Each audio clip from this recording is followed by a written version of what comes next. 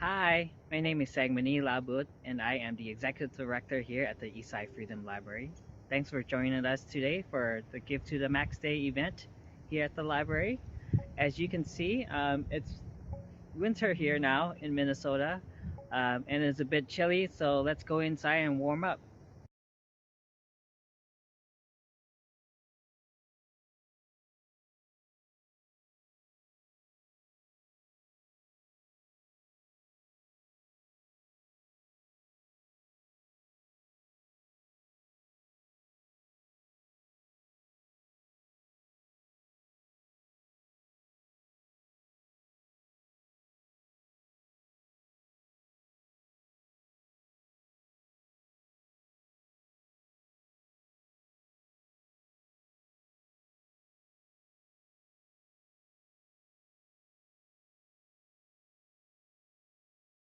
Now that we're inside, thank you for joining us this evening for the Eastside Freedom Library's Give to the Max Day event in support of the arts. My name is Labut, and I am the Executive Director here at the Eastside Freedom Library. Before I introduce our guest speakers for this evening, let me tell you a little bit about our work here at the library. The Eastside Freedom Library is an independent nonprofit. Our work is around the intersection of immigration history, labor history, and social movements. The library's goal is to preserve and promote knowledge about the East Side, its history, residents, and institutions through educational collections and programs. And story is a major theme here at the Eastside Freedom Library, and a telling and gathering of stories through public programming, performances, and exhibits are vehicles for us to achieve this. We also explore these connections through the areas of arts, humanities, and storytelling. Stories are central to and are building blocks of our work. Stories also encourage us to fight for our relatives, friends, neighbors, and fellow humans.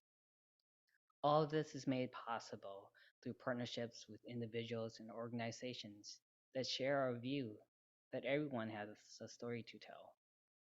The Eastside Freedom Library is so grateful for our community partnerships in many of our programming. And we know that creating lasting change requires help from our supporters. Your donation to the Eastside Freedom Library, this gift to the Max Day, will help us pay artists to engage with audience at the library, online, and in other community spaces to bring the broadest possible engagement to this type of work. We will also use donations to promote access to new audiences to engage in organizing work. We really value your gift today, but we also ask that you reach out to family and friends to encourage them to give. Paying artists and giving them a platform and community are both important mission roles for the Eastside Freedom Library. We also acknowledge that not everyone can give, but we think that everyone can share. So please tell others about the role of the Eastside Freedom Library in supporting arts and cultural happenings right here on the east side of St. Paul. And giving today is important, but if you can't give, please stay in touch with us and continue to support our work into the future. You can join our email list through our website, and so please stay involved. And before I introduce our guests again, I want to give a few technical instructions for our audience members. Um, we have we will have time to answer any audience questions at the end of the event. If you have questions for our speakers at any time during today's event, you can enter them through Zoom's Q&A function. But also, if you're tuning in through Facebook Live, you can enter your questions through the comment function. Please put the letter Q in front of your questions so our team can sort them out. And for this year's Give to the Max Day, the Eastside Freedom Library is so excited to be collaborating with our good friends, um, award-winning actor, director, and writer Roger Smith is joining us for a live performance excerpt of his one-person play, Otto Frank. Also joining Roger is award-winning Lao American writer, children's book author, and current Mellon Foundation Playwright in Residence and Bush Foundation Fellow, Saymoukda Vongsay. Leading the discussion is our very own co-founder and co-executive director, Emeritus, Beth Cleary. And I'll pass it along to Beth to give some remarks and introduce our guest for tonight. Thank you.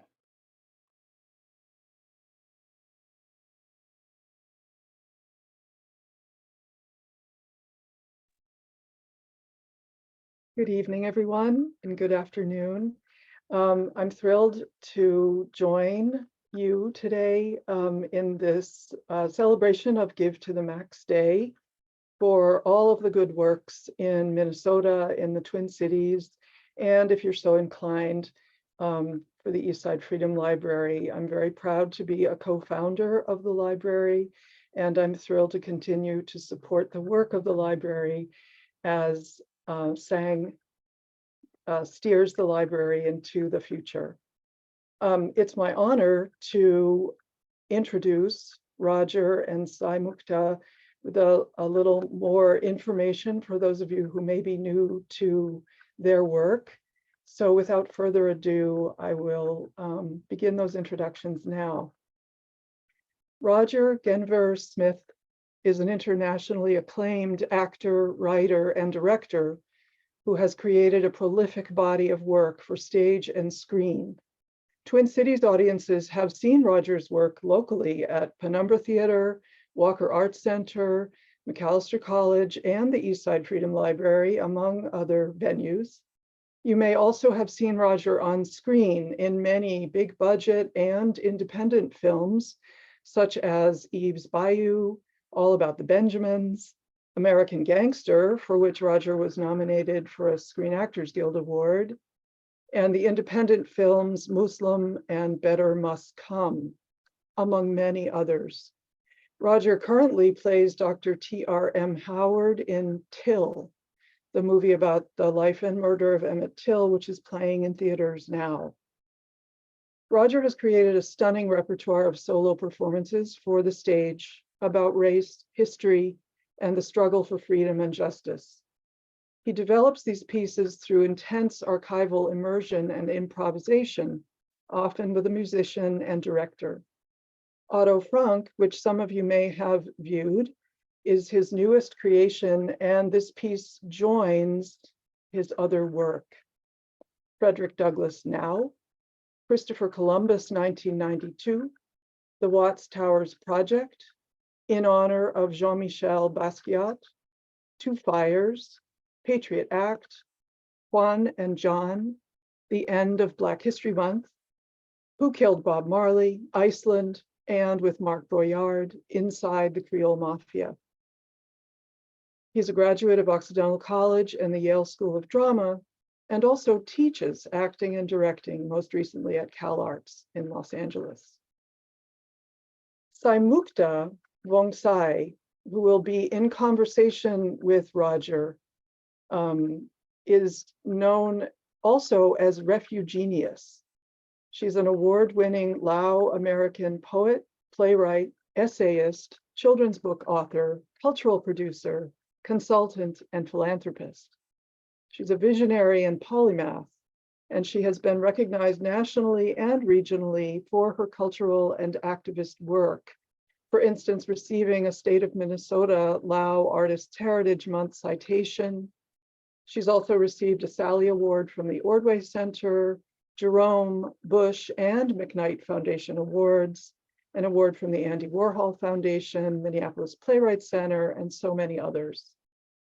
She is the author of the children's book, When Everything Was Everything, and she's best known for her award-winning play, Kung Fu Zombies versus Cannibals.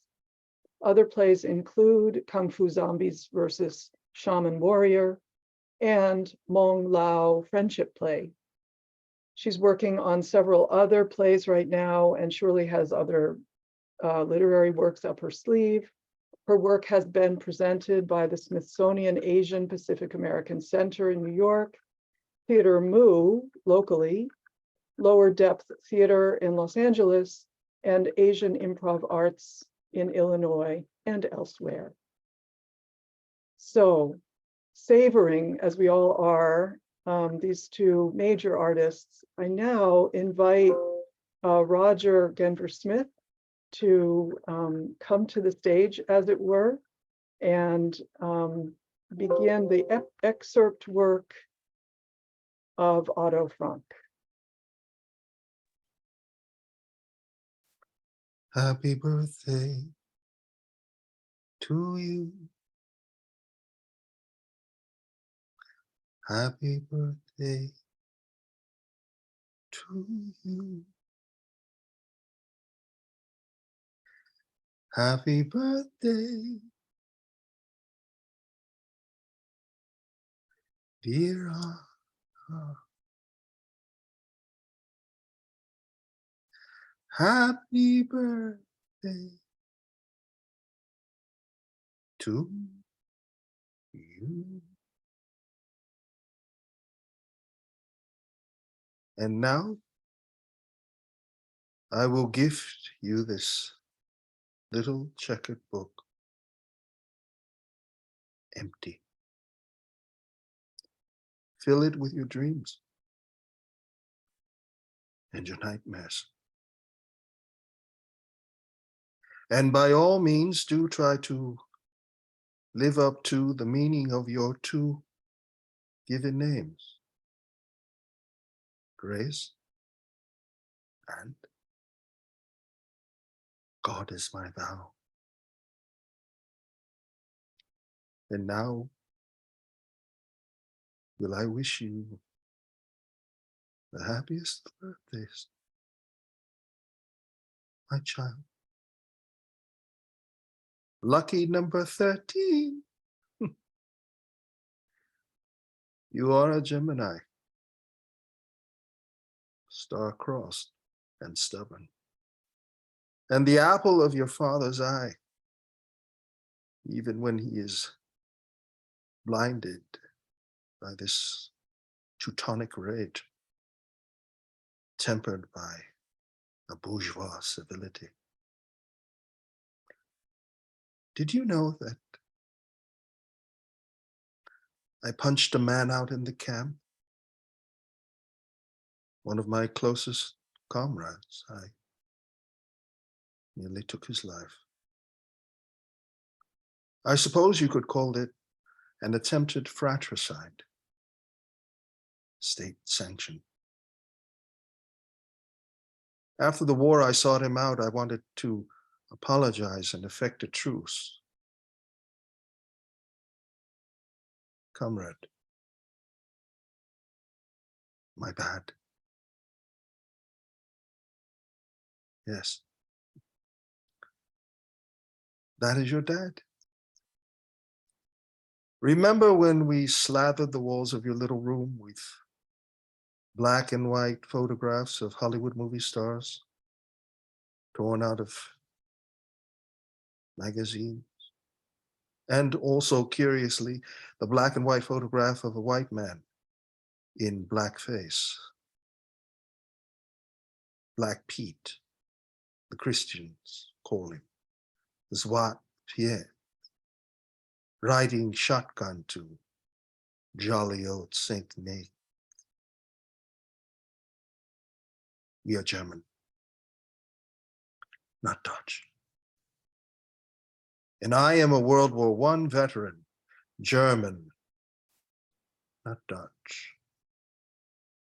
We crossed the border, but the border will never cross us.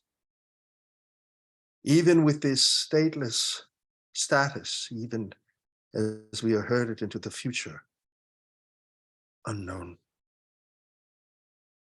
And so, tonight, our hearts are enjoined around this small table.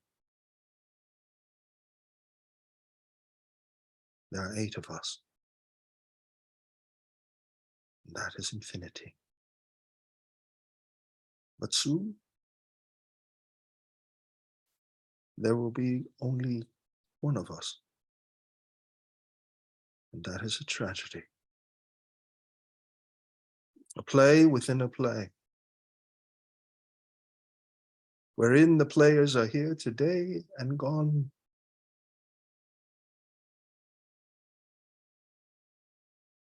tomorrow.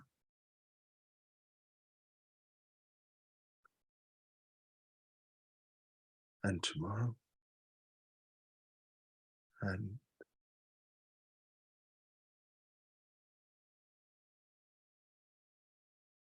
no tears, no sorrow. Quick note to self, there are many who have lost more and will continue to lose. And this is the lesson of this hour. Miss Billie Holiday's Blues, The Strange Fruit,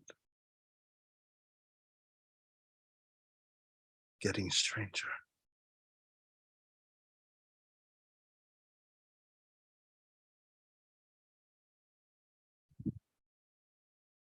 Otto Frank.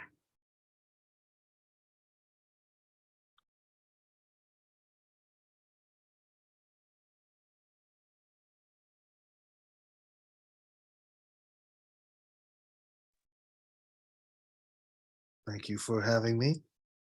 Wonderful to be in celebration of this wonderful institution in the middle of this wonderful continent. Thanks for your kind invitation. Thank you for that beautiful work, Roger, and for supporting the Eastside Freedom Library and this work in the middle of the continent. I'd like to invite Saymoukda on now. And yes, great.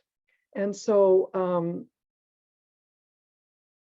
our hope is that you two, as people who are making work in these times and speaking to, you know, people who need the food of art, despite the distances that persist and the fractures that keep revealing themselves, that you can come into conversation. And it's my urge to just go off screen and let you do that, but you can signal to me anytime if you want something else.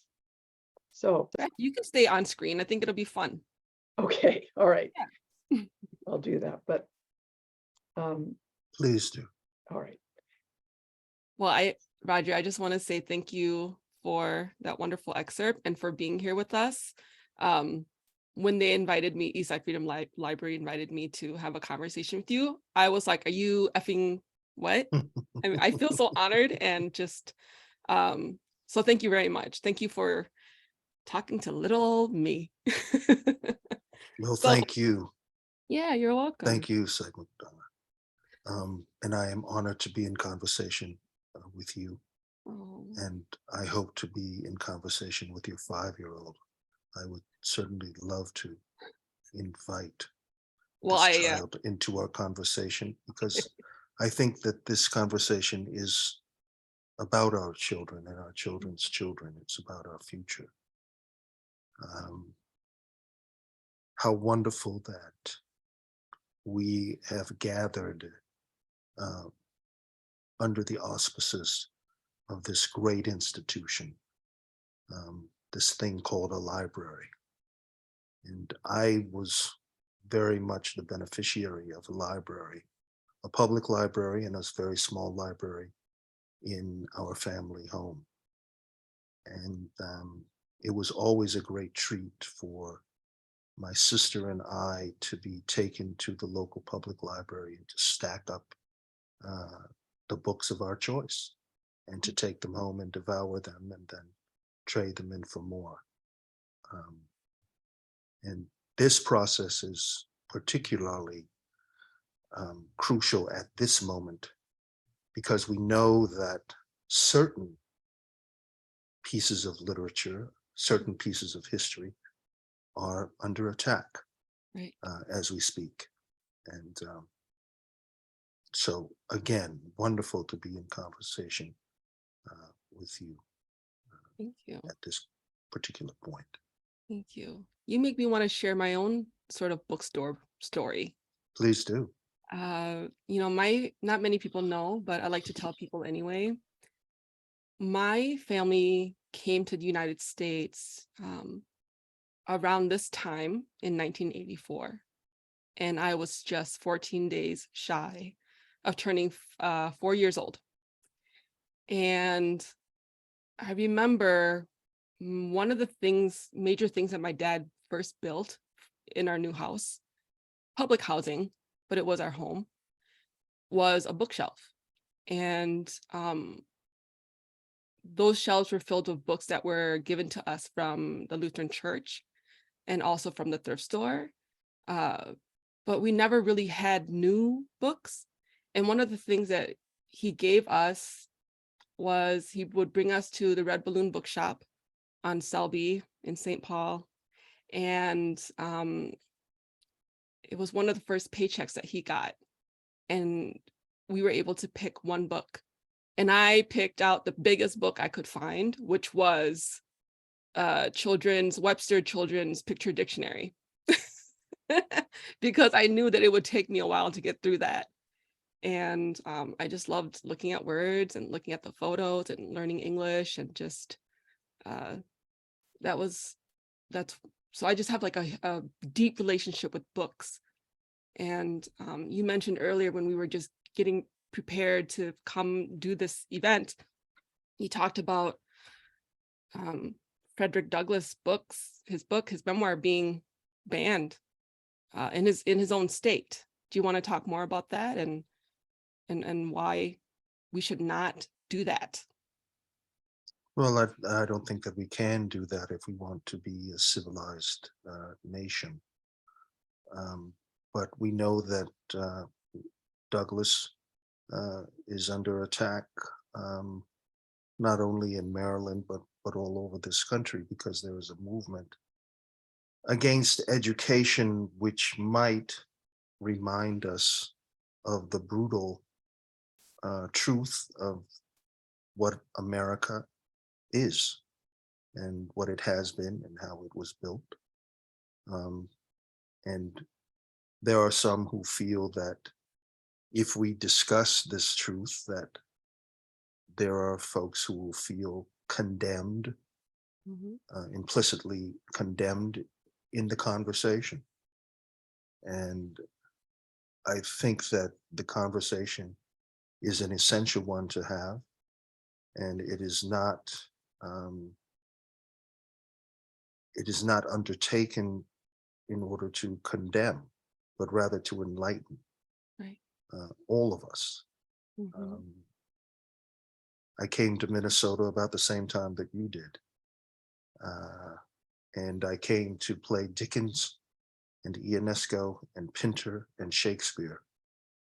At the Guthrie. At the Guthrie Theater. Yeah. And I had an afternoon off.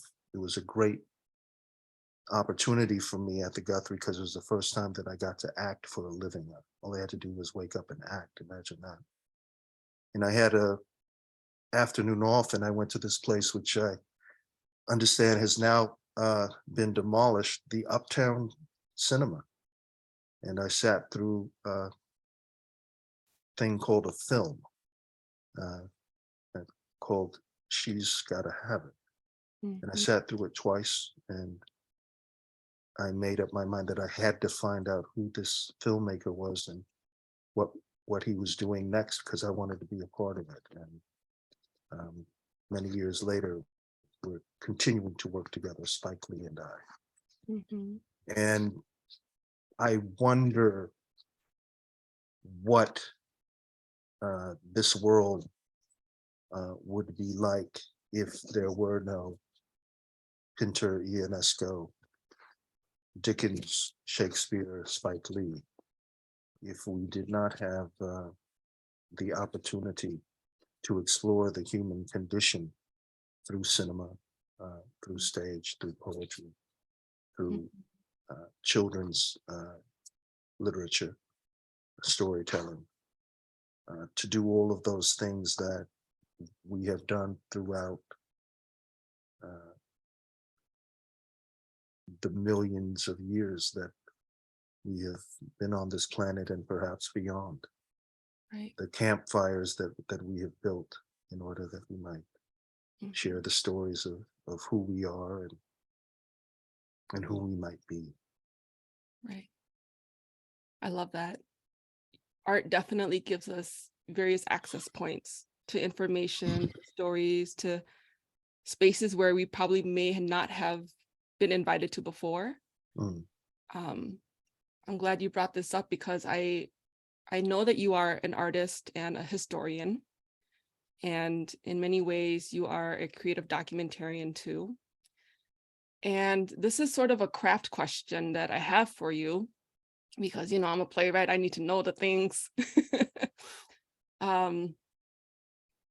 You have embodied the stories of Huey P. Newton, Jimi Hendrix, Rodney King, just to name a few. I wonder, how do you take care of your heart and your mental well-being in your research process, in the process when you're writing and developing the work, and then during performance and then after performances? Like, how do you take care of yourself? What do you do? Because these are such large figures, and like their stories are just so there's a lot of violence in their stories as well as like survive. There's also survivors. So what do you do? How do you take care of yourself? I think that music is a good way of taking care of oneself. And I think that creatively, the musicians, particularly jazz musicians, are way ahead of we word people in terms of what they are able to access creatively, politically, even. You know, you say tonight that we're going to contribute to the Max. Well, my first thought, of course, is of Max Roach, the great jazz drummer, organizer, political iconoclast, Max Roach, who did a seminal piece called Freedom Now, We Insist, which came out in the early 1960s, but it was a very radical, revolutionary statement, which still resonates to this moment. And he did it in collaboration with Abby Lincoln, otherwise known as Aminata Maseka, who was a tremendously gifted musician and actress as well. And so when I think about giving to the Max, I think about the great Max Roach. But that's one way of self-preservation. And this morning at 6 o'clock in LA, because you can do it, it's still warm enough here. It was only 46 degrees this morning. I jumped into a pool and I did a backstroke and I watched a beautiful moon. And as I watched a beautiful moon, I ran these lines from this play called Otto Frank, you know, singing happy birthday to this girl who was 13 years old, who was given this little simple checkered book, a diary, empty. And that's how I suppose I preserved myself in preparing for this evening's so-called performance. I don't know how much of a performance it is, but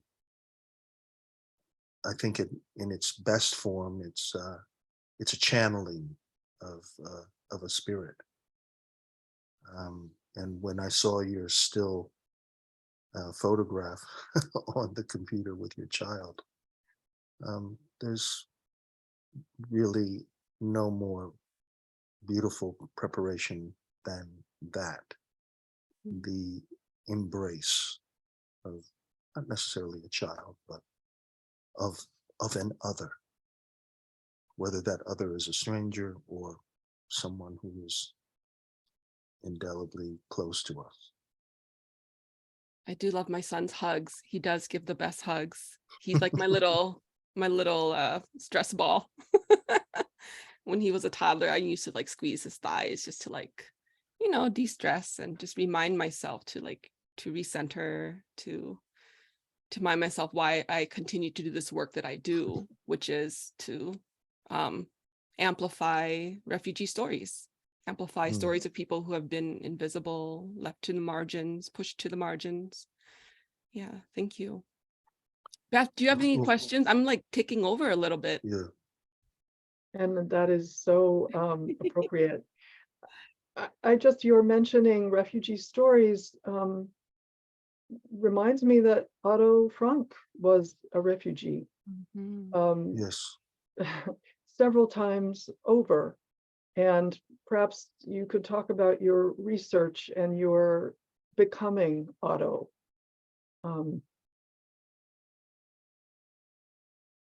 Well, we had a recent U.S. president who went to our border with Mexico and saw a fence being installed that had barbed wire in it. And he said, "Wow, isn't that beautiful? There's nothing more beautiful than barbed wire when used properly."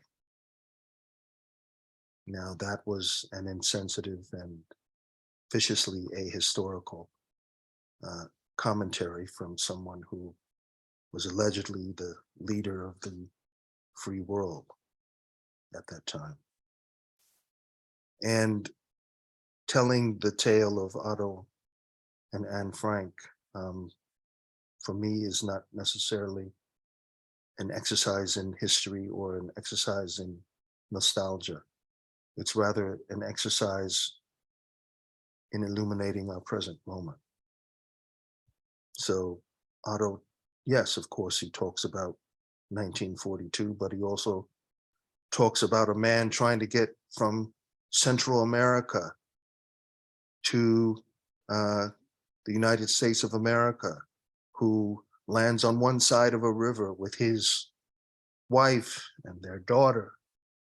And he swims across the river with his daughter. It says, "Stay here. I'm going to get your mother. I'll be right back." And the daughter panics. She runs back out into the river and she drowns, and he drowns trying to save her. Well, if only Otto Frank had had that opportunity to save his daughter, I'm sure he would have taken it.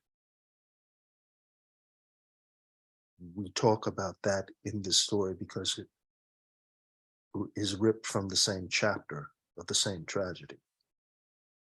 We talk about the white supremacist, 88 years old, who goes to the US Holocaust Memorial Museum on the day that Anne Frank's 80th birthday is to be celebrated, with a piece of theater which imagines her in conversation with Emmett Till, this boy who was murdered the same summer that Disneyland opened in a place called Money, Mississippi. And this 88-year-old white supremacist rolls up to the museum, walks in, a 39-year-old Black security guard says to him, "Welcome, shalom." And he pulls out a rifle. And the security guard steps into the line of fire. Both he and his assailant are taken to the same hospital at the same time in the same ambulance. And the son of the assailant said that the wrong man died that day. meaning the security guard, and the son of the security guard, just a little boy with news microphones, cameras in his face, said that he was sad and he was mad at the man who had shot and killed my dad.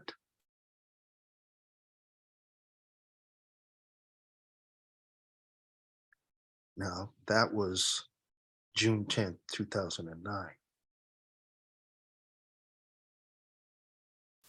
So when we suggest that this story is a history, something to be relegated simply to a Ken Burns documentary, we must be reminded that no, this story continues to resonate in a present tragic American moment. But it's not all bad news, because there are women out there, young women, who are putting on hard hats and climbing flagpoles in Columbia, South Carolina, and ripping down Confederate flags.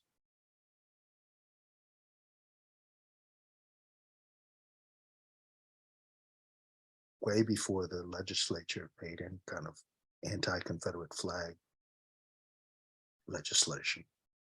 Mhm. Mhm.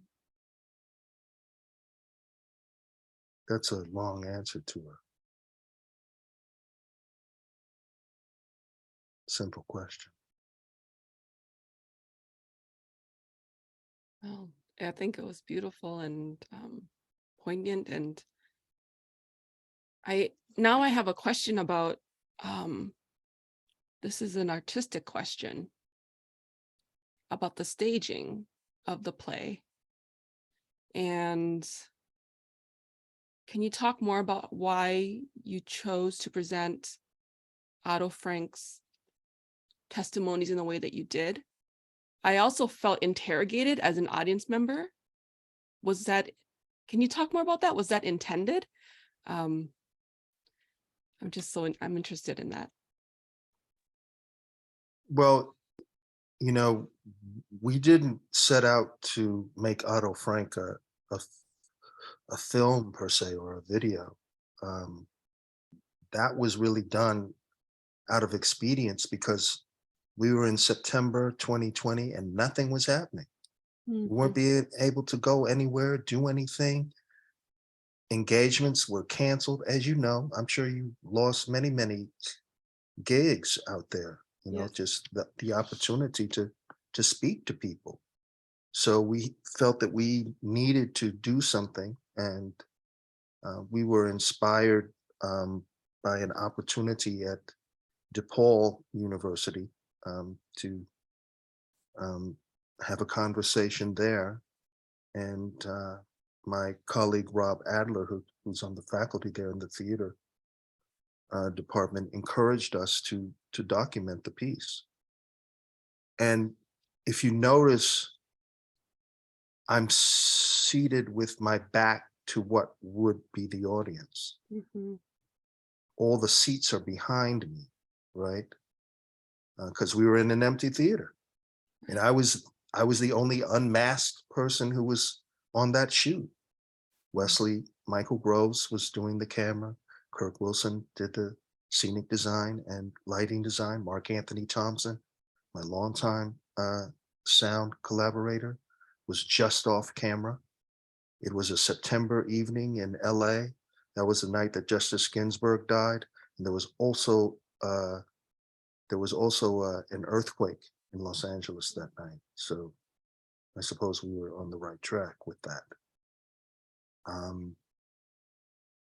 But using the table and the very simple mic, I think is something that we really wanted to do. I had done pieces that were very movement driven.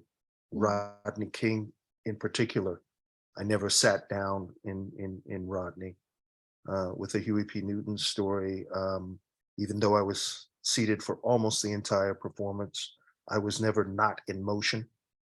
So we wanted to try to do something that was very still, very quiet, and to give the idea of this moment existing anywhere, in terms of testimony, in terms of indictment,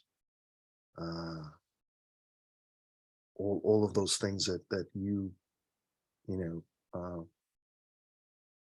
you got out of the taping of it. So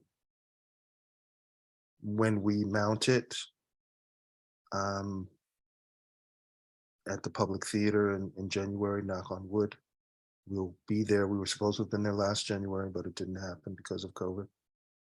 But when we're there, I want this solo performance to really float in a void. I think that when we think about solo performance, we frequently think about putting it in a little black box. That's where we immediately want to put it. Oh, it's just a solo piece. But I love playing in space. And I look forward to being able to do that at the public. We have a pretty substantially large room in which to play. In fact, it's the same room where we did a Huey P. Newton story in the late 20th century.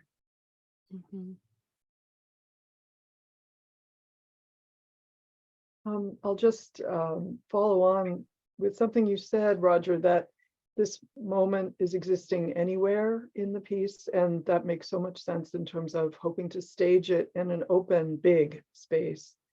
Because we see in the video that you've provided this way that the Otto Frank character, I mean, is looking way off. His vision is kind of forever, and that this moment exists always. I mean, Arnold Gutierrez is in there, Billie Holiday, 6 Million Jews, the Middle Passage, the US border, which you mentioned, of course, that particular story, the security guard. There's a way that Otto and the many, millions of people whom Otto feels to be his kin in this piece are all sort of under these master narratives of the master race. You set so much in motion, and audiences can get some of it and need to look other stuff up, which is always kind of, I think, a prod of your work because you go so deep with your research. And I guess following on Saymoukda's question too, the kind of, of a day, does the Otto Frank piece change? Like the Huey P. Newton piece would incorporate sort of what was in the room, and there was a kind of improvisational nature. And maybe you don't know yet because you haven't been able to perform it live much, if at all. But I guess I'm wondering about this moment existing anywhere, and of a day, does that mean the script changes? I guess that's where all this comes down to as a question. Well, it's a really good question, and before answering it, I want to talk about the dictionary, and I want to talk about the encyclopedia, because that was the book that I was obsessed with. And at one point, yes, there is an empty bookshelf. What's going to be put on that shelf? What's going to be absorbed from that shelf? I see a shelf behind you. I'm wondering what's on it. So that's kind of crucial. What we absorb. I was the kid who absorbed the Encyclopedia Britannica, the narrative of the life of an American slave written by himself, by Frederick Douglass, that my mom had on the shelf. I was probably one of the first serious books that I ever read. and those images that just stuck with me until I was an undergraduate and looking for something to do for my project in American Studies. A 2-volume set called The World's Great Men of Color, which had these little biographical sketches of men throughout history and little portraits of them. And I was kind of obsessed with that as well. Interestingly enough, Alexander Hamilton was included in that list. So my Hamiltonian obsession was really in that realm, a long time before other people's Hamiltonian obsessions became a bestseller. So I just wanted to say that in preface to talking about how this work is created. Sometimes it's improvised. I think it's always informed by our archival obsession. With Huey Newton, for example, it was a year long of archival commitment that I did before I dared to get out on stage in front of his widow and his brother and his sister and his comrades and his enemies, just 4 or 5 years after he had been murdered. With Rodney King, I thought it was just going to be a little memorial for that season of mourning after I saw that he had died, and I was moved and I wanted to know why I was moved. So within 6 weeks, I was on stage asking questions. You know, does it change? Of course it changes because there's always a different temperature in the theater, and there's certainly always a different temperature outside of the theater. But this is a scripted piece. All of my pieces are not scripted. Some are not. Some become scripted pieces out of improvisation. Some are never scripted and maintain themselves as an improvisational entity, like Inside the Griot Mafia, for example, the piece that I do with Mark Broyard. We call it a not too dark comedy, which is about, colorism in the New Orleans diaspora. So it's different. It's different every time. And Mark Anthony Thompson, of course, comes in differently every time. Sometimes we've had a score before we've had a script. Sometimes Mark Anthony is on stage. Sometimes he's doing projection design as well as sound design. So it's variable, but there's always a different temperature in the room. When I was doing Huey in New York was when Biggie Smalls, Christopher Wallace, was murdered in LA, and everybody was traumatized by that loss, and I had to find a way of incorporating it into Huey, and then it became kind of an important part of that performance, where he imagines that he sees this little kid being interviewed on PBS saying that when he grew up, he wanted to be either a gangster or a rapper. He couldn't make up his mind. And so Huey says, well, I hope that he can maybe, put his interests together like a double major, So, and the kid grabs the mic and says, this is the rap I'm going to do when I get big, because he was small, but he's going to get big. He said, birthdays was the worst days, but now we sip champagne when we're thirsty, right? And then that becomes kind of a motif along with the Scottish play. And, the quotation of the Scottish play makes it sway back into Otto Frank. And the idea of the birthday makes its way back into Otto Frank. So there are these, interesting threads, motifs, which, are recycled, I suppose, repurposed, sampled, for example. I suppose you could describe it. I have a craft question again. when you're creating work in the early stages, do you often incorporate, or do you incorporate community voices at all? You know, for feedback, for Oh, absolutely. yeah. And I think that there have been some times where I've kind of gone overboard with that, and the community conversation overwhelms the actual performance. Uh, Mm, I think that you could say that about a Huey P. Newton story where we had these open discussions, after we would present the play, which went for anywhere from 90 minutes to 2 hours. mhm, And then we would have these massive conversations.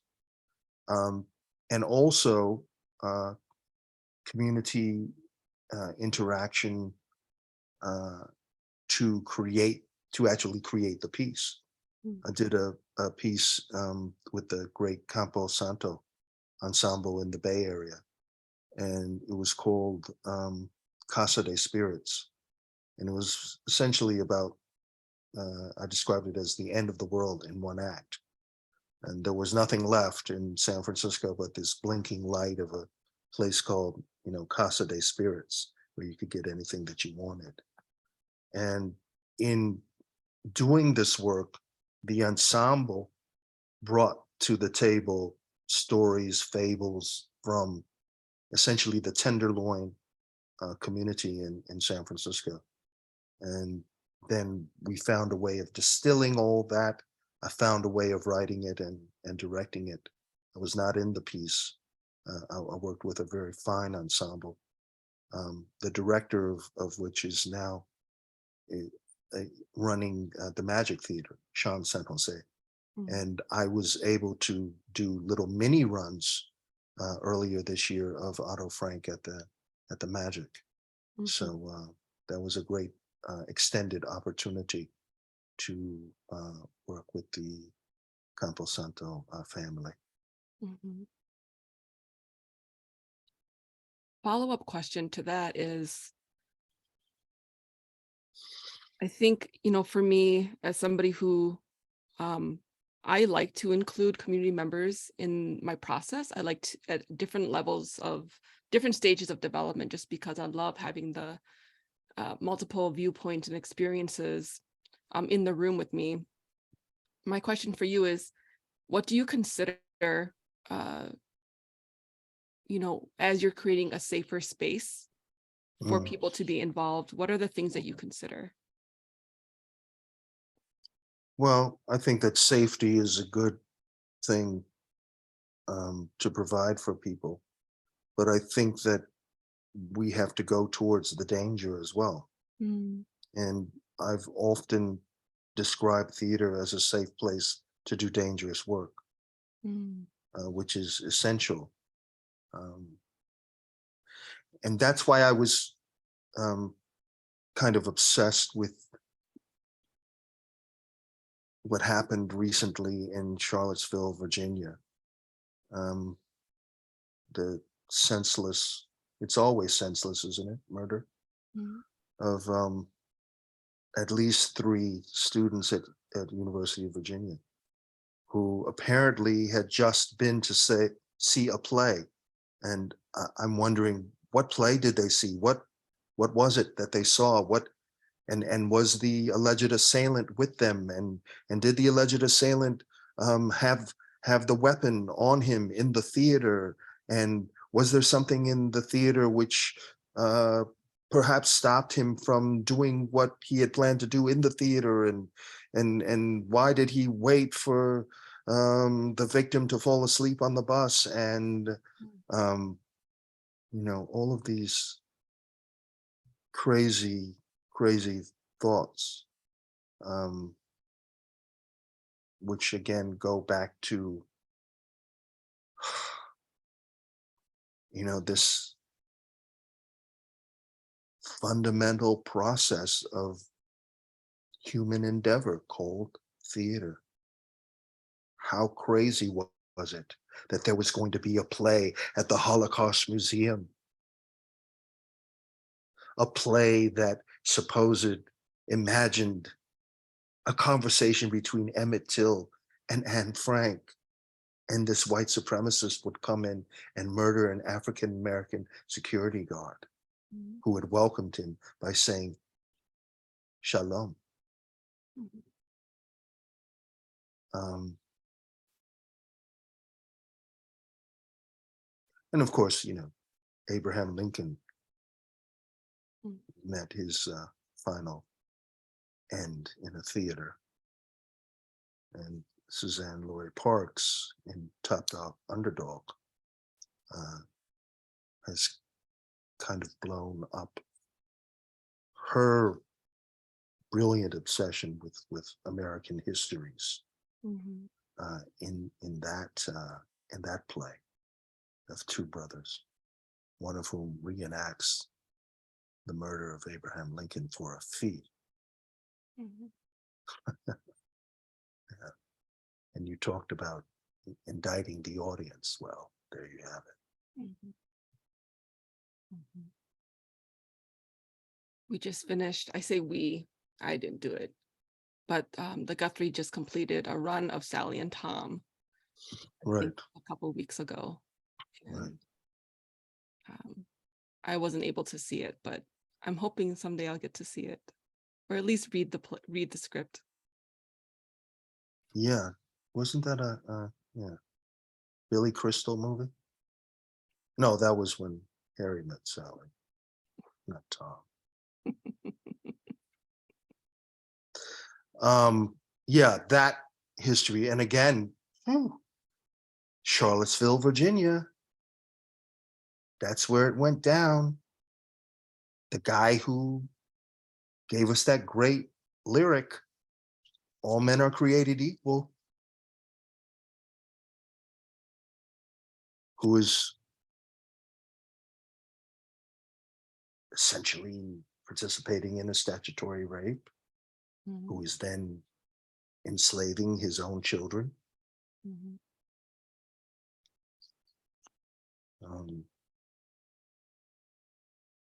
But he looks good on that nickel.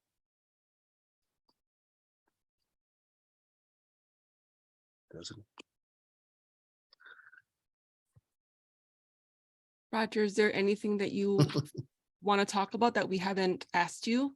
I know you mentioned cultural literacy earlier, and I'm remembering a quote, something that you said in an interview with Broadway World, where you said that as long as we have struggle in this world, we are going to need stories.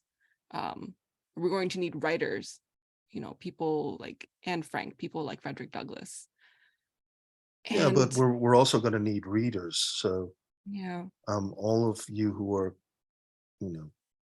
watching this either as something that's been taped in the past or engaged right now, reach out to all of your culturally illiterate people and send them to the East Side Freedom Library, because I don't think that you can walk through those doors and then walk out of those doors without being inspired by the very special collections that have been assembled there. It's really a special place. And how interesting it is that it was constructed out of a former Carnegie space, yes? Which was initially designed for the democratization of literacy to a certain extent. And there were a couple of people who had a vision, who could see beyond those cracked ceilings and those leaky windows, a very liberating space. And I'm talking now about my friends, my comrades, Beth Cleary and Peter Ratcliffe. I thank you once again for inviting me electronically, and please note that I'm available to be there in person soon, I hope. the Twin Cities always call me back for Mm. some reason. I don't know why. A former life.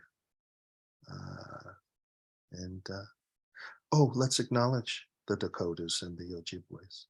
And I'll acknowledge the Chumash and the Tongva people here. That's the ground on which we stand and from which we fly. Thank you. Yes, thank you. And thank you also for making, the little book a character in Otto Frank. We don't see the book on the table before you, Yeah. but you conjure it. It's right there. And you talk about crying into it as the father, and what it feels like to look at it. So there's a way that you activate that little book, which is the way that millions and millions of people even learn about the Holocaust, even learn that such a thing could happen. Well, it's the most popular nonfiction book next to the Bible. Mm. Yes, amazing. Ban that. I think that there have been efforts to do that.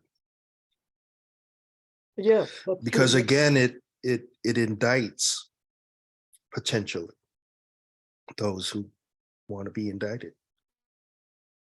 Mhm.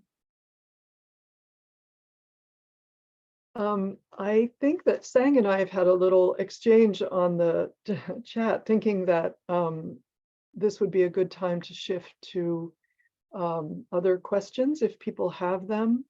So I think Sang was going to do something technologically vaguely miraculous to open the floor. That's your cue, Sang.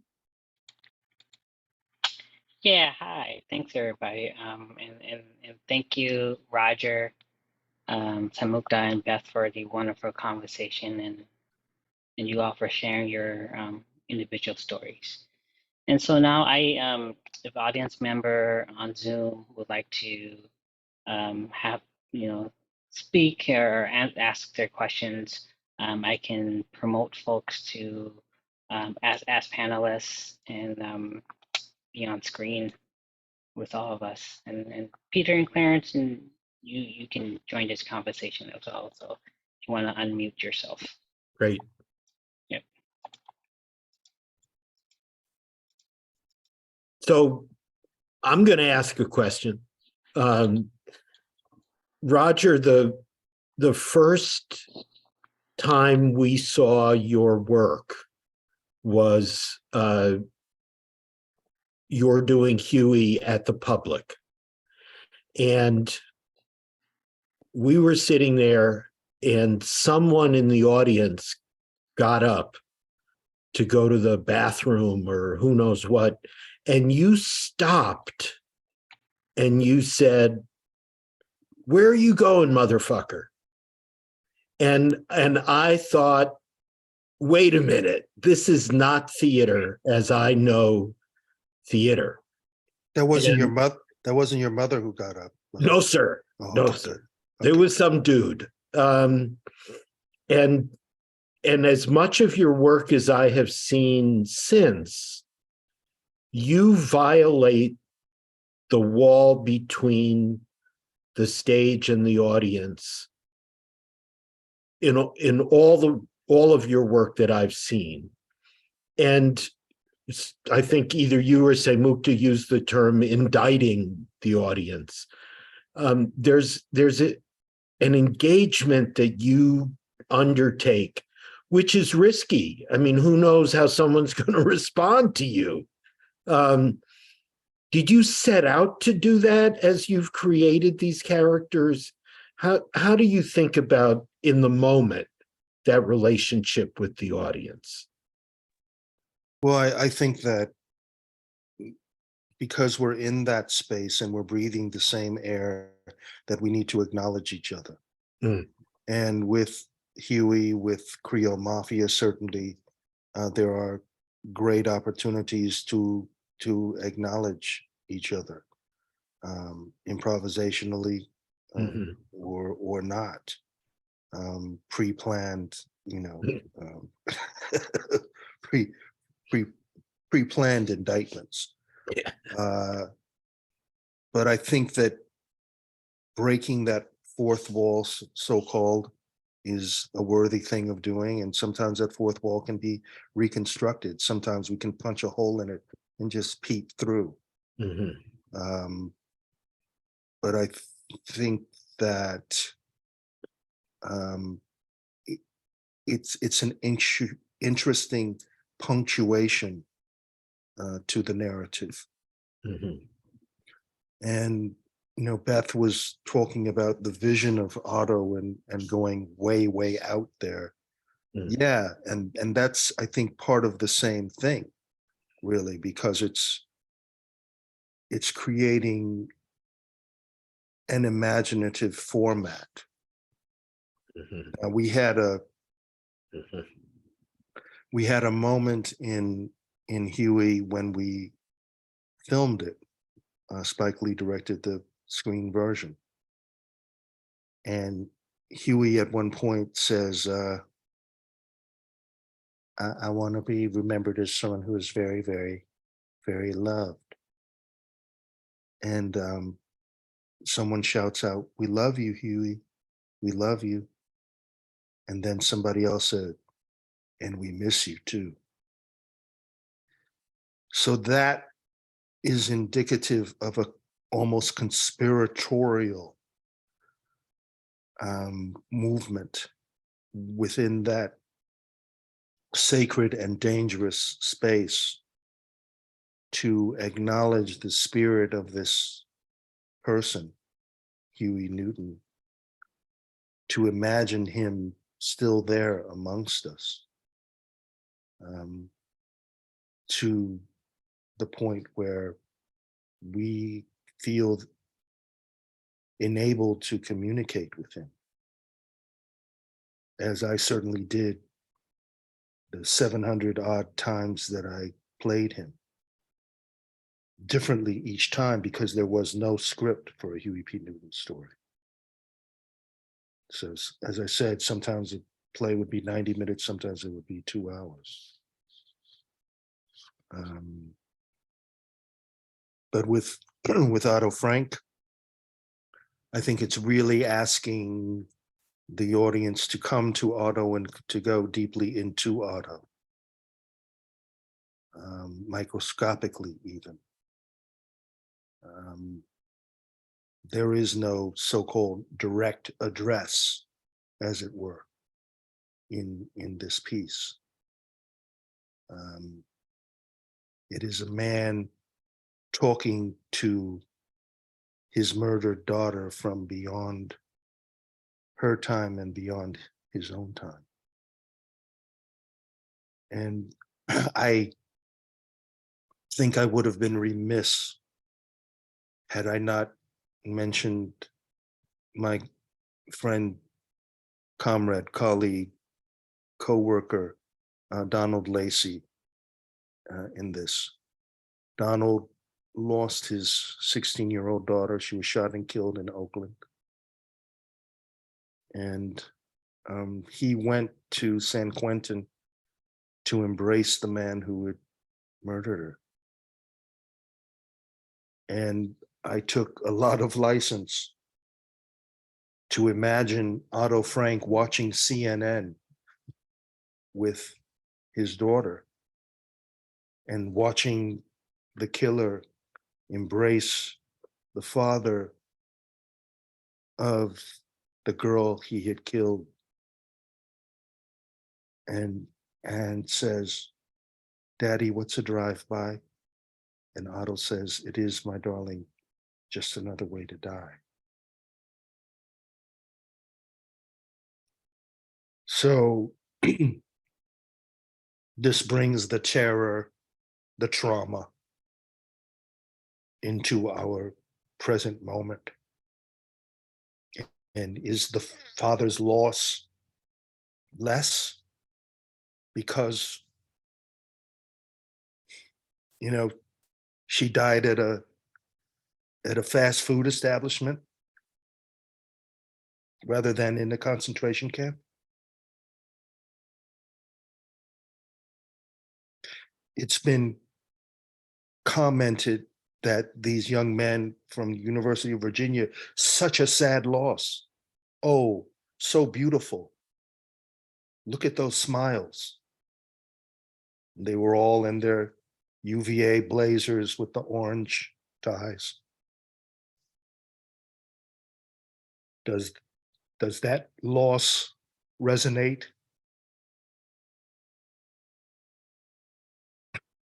Should it resonate any more than perhaps the loss of a kid who's got gold teeth in a hoodie? We select, you see, who we think should be eligible for assassination.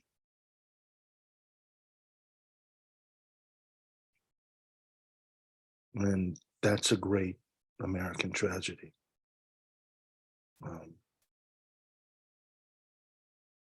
As well. You talk about a man who went to the Pentagon with his daughter to protest the slaughter that was going on in Vietnam. And he knelt with his daughter in front of the Pentagon and he self-immolated. And his daughter survived, he did not. And a lot of people said that he was a hero, and a lot said that he was a fool. And a poet wrote a poem in Vietnamese, imagining a man talking to his daughter before he lit the match on the banks of the Potomac.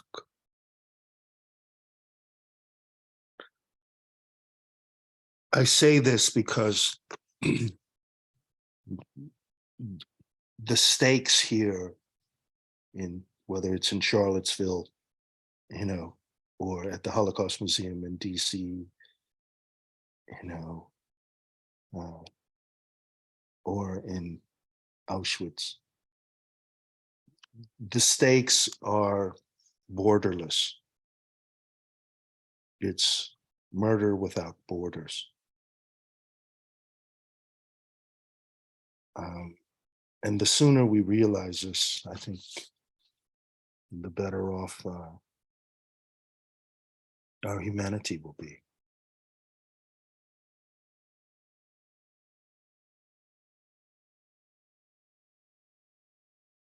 Long answer to a quick question. Is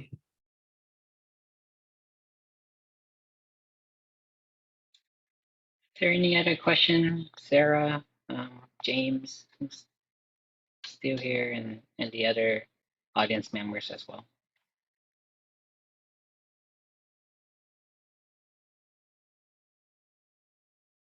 Roger, I'll just ask, perhaps impertinently, if you have another person, subject, who's knocking at your imaginative door for research and embodiment beyond Otto? I mean, there are always people, ideas that inspire me, and perhaps it would be impertinent of me to suggest that that I might be pursuing those in the near or distant future. But I know that I want Otto to resonate as far as it can possibly resonate, as I do Frederick Douglass. Douglass continued to speak to us in important and instructive ways. I took Frederick Douglass recently to Pittsburgh, where I went to the August Wilson Center, but I also went to the prison there in Pennsylvania and shared Frederick Douglass now with, should I say, a captive audience? Yeah. so poignant to share Douglas with these men who were in a maximum security prison on the eve of the election in Pennsylvania. I think that Douglas, a couple of centuries ago, indicated to us exactly how and why we would get to that particular moment. And I think that he suggested how we might get out of this moment.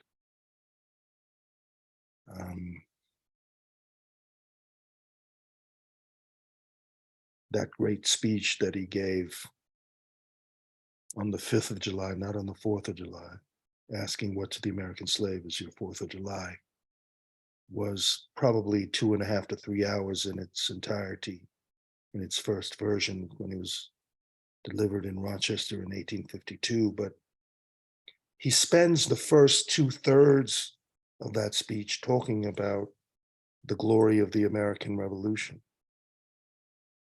And then talks about, of course, the hypocrisy of an America that would celebrate the 4th of July with religious solemnity, parades, etc., while 1 out of every 7 American citizens were enslaved.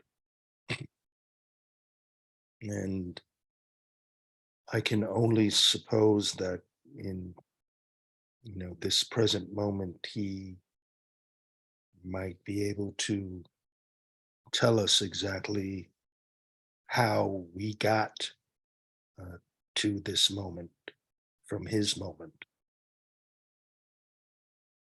which again is why it is essential that we protect cultural and historical literacy, that we keep the library doors open, and that we keep the books fireproof.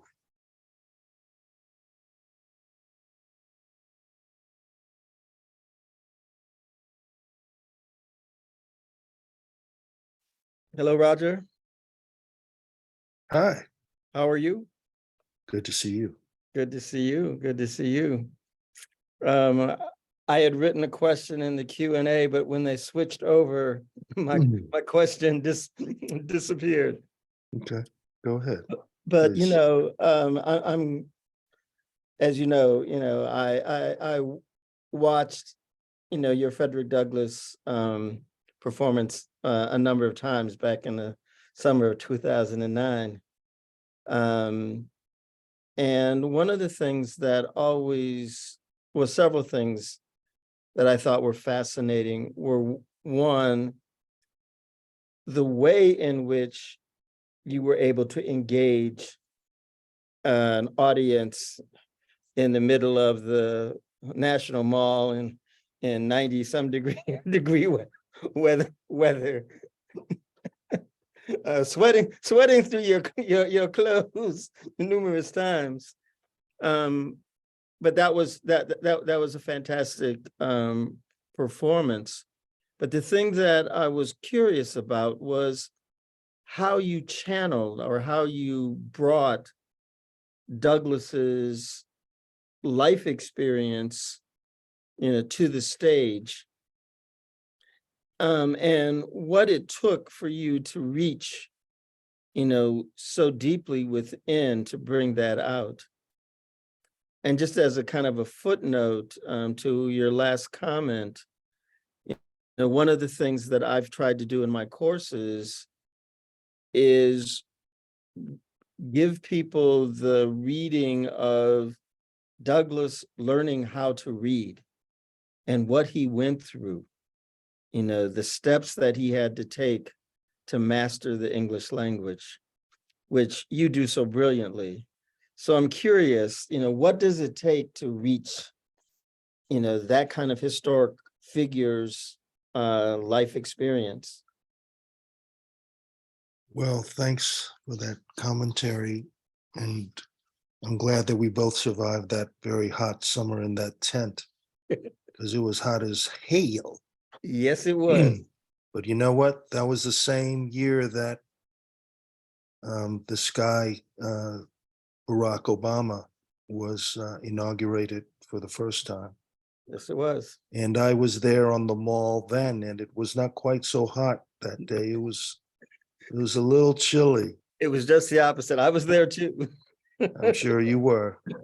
And I told my daughter, who at that time was celebrating her 16th birthday, that if anything goes down on this mall, because you know those snipers were up on top of all those museums.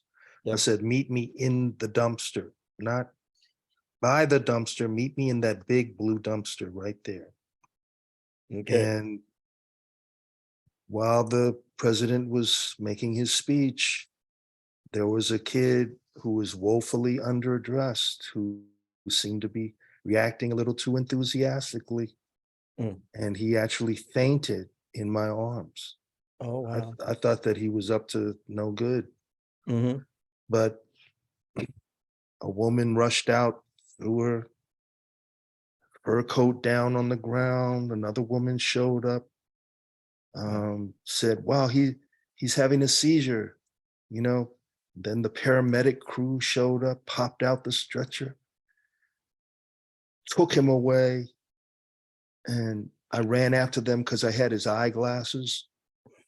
And then the next day I saw that the president had only spoken for about 16 or 17 minutes. I said, wow, I thought that speech had gone on forever because of what had happened out there.